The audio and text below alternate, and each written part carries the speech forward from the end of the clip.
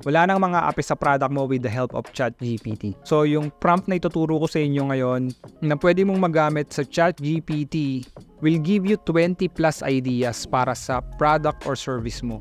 Yun, hello sa inyo mga ka-AI squad. Isa na namang malupit na tutorial ang gagawin natin ngayong araw na to. Ako nga pala si Pex Reyes, sharing anything related to AI and e-com brands na pwedeng maging useful sa'yo if you are a business owner or a freelancer. Yung i-share ko sa inyo ngayon is about a useful prompt if you have a product to promote. So, pwede mo itong pagkuhanan ng copy or ideas. Pwede mo itong gamiting marketing material. Basta, madami. Pwede mo itong magamit. For transparency, nakuha ko to from Prompts Daily Tech for Industry Leaders. Ito yung prompt but mas maganda kung i-demo natin to kung ano yung kakalabasan niya, diba? So, first time ko rin gagamitin tong prompt na to and tignan natin kung paano natin to magagamit for our business or for our own services. So, yun, umpisahan na natin mga kaibigan.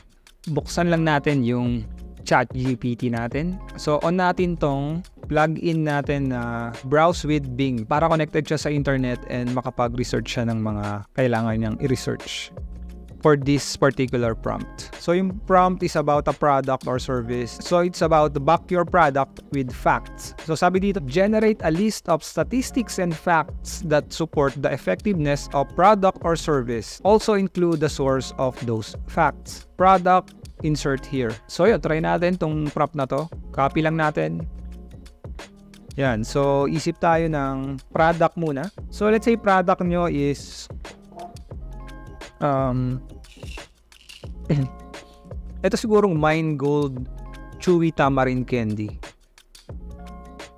Money Gold, masarap to. Favorite ko to. So, na-discover ko to way back 2019 pa. Nagtatrabaho pa ako sa Affinity Express. Shoutout sa mga taga-Affinity Express. Nakalimutan ko kung sino nagpatikim sa akin ito. Tamarind, sampalok. Nakalagay dito no artificial flavor. Ewan ko kung totoo yun. So, yung lasa niya medyo maanghang, na matamis, na maasim. So, parang pinaghalo-halo siya. Pinaghalo-halo yung lasa niya. And matitikman mo siya in sections. Like, una, pagkain mo sa kanya, matamis siya. Then, maya-maya, bigla siya aasim and then sa huling part doon na siya aanghang. So ang mangyayari, maa-addict ka kasi yung last na lasa mo maanghang, gusto mo ulit makatikim ng tamis and then kakain ka ulit and then the cycle goes on. Not sponsored by the way. Money Gold baka naman. So lagyan na lang natin tamarind kasi yung parang pinaka-core flavor niya is yung sampalok tamarind. Lagay mo dito product. So, lagay natin dito yung product natin, which is tamarind candy. So, yan yung prompt natin. And try natin. And so, ayan na po. Nag-generate na siya ng sagot niya. So, sabi niya dito, finish browsing kasi nga, di ba? In-on natin yung browsing capability niya. And note nga pala, hindi mo magagamit to if free version lang yung ginagamit mo. So, you need to subscribe sa ChatGPT para magamit mo tong plugin na to. So, sabi niya dito, here are some of the notable effectiveness. So, digestive health. Tamarind is known for its potential on the digestive system. So, if ako yung nagre-research nito, nagbukas lang ako ng notepad and then copy ko lang yung mga pwede kong magamit sa marketing material ko. Digestive health. Ito, it can promote bowel movements, excretion. Gusto ko tong sentence na to. High fiber content which eases the passage of stool through the digestive. So, okay sa akin tong copy na to. Copy ko lang dyan, di ba? Weight management. So, nakakatulong din pala to kapag nadjebs ka na, di ba? Weight management, nakakatulong din pala ang sampalok.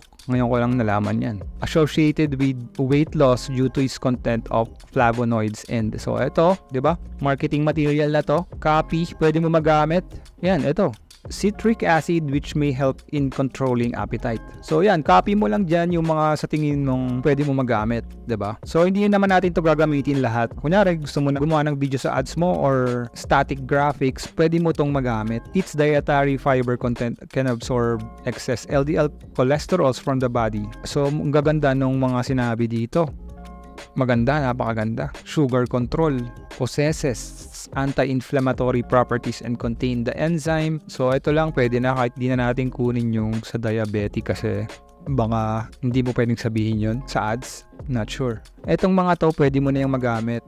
Kaya natin kinuha yung URLs. Pwede mo yung ilagay din as proof kung saan mo sila nakuha. Kahit hindi mo na isama yung link. So kahit eto na lang mga to yung kunin mo kasi pwede mo yung magamit parang testimonial style of graphics na halimbawa ito yung copy mo, parang meron siyang message box, 'di ba? So halimbawa yan ganyan. Pero pwede mo pa tong paiksiin or pwede mo pagandahin pa yung hook nito. Depende sa design na gagawin mo. So let's say yan, ganyan siya and then lagay natin yung source from BBC kunyari. So pwede mo muna i-check kung sino yung nagsabi sa kanila and then lagay mo kung sino yung source mo. So halimbawa ganyan yan, graphics na to. So number 1, pwede mo na tong gawing graphics or static ad. Lagyan mo na magandang background ng sampalok. Pwede ka rin mag-generate sa ChatGPT noon. Isalpak mo yung product mo, gandahan mo yung design. And kung hindi ka marunong mag-design, doon ka namin pwedeng tulungan. If need mo ng creative sa mga ads mo, PM mo lang ako. Baka maybe we can help you with that. But eto pa lang, pwede mo na tong magamit. Facebook ads, copy mo, description ng product page mo, pwede mo rin ilagay ito. So marami kang pwede paggamitan ito and napakaganda nung prompt na shinare ko sa inyo ngayon and magagamit nyo siya sa madaming marketing materials. So pwede ko pa tong ituloy and convert this into a graphics na talaga yung gagamitin sa ad. But medyo mahaba na yung video, so maybe sa next video na lang yun. Kung sa tingin nyo okay yung idea ko na yun, comment kayo sa baba kung gusto nyo makita yung kung paano ko gawa ng graphics or static ad etong copy na to. And yun lang naman and sana meron kayong napulot. And you can share this sa tingin nyo na makakatulong sa kanila. Bye guys, kakain na ako ng Monigold Chewy Tamarind Candy. So para siyang itlog ng ipis. Ayan o. Yan yung itsura niya. Para siyang itlog ng ipis. Pero ang sarap niyan. Monigold baka naman.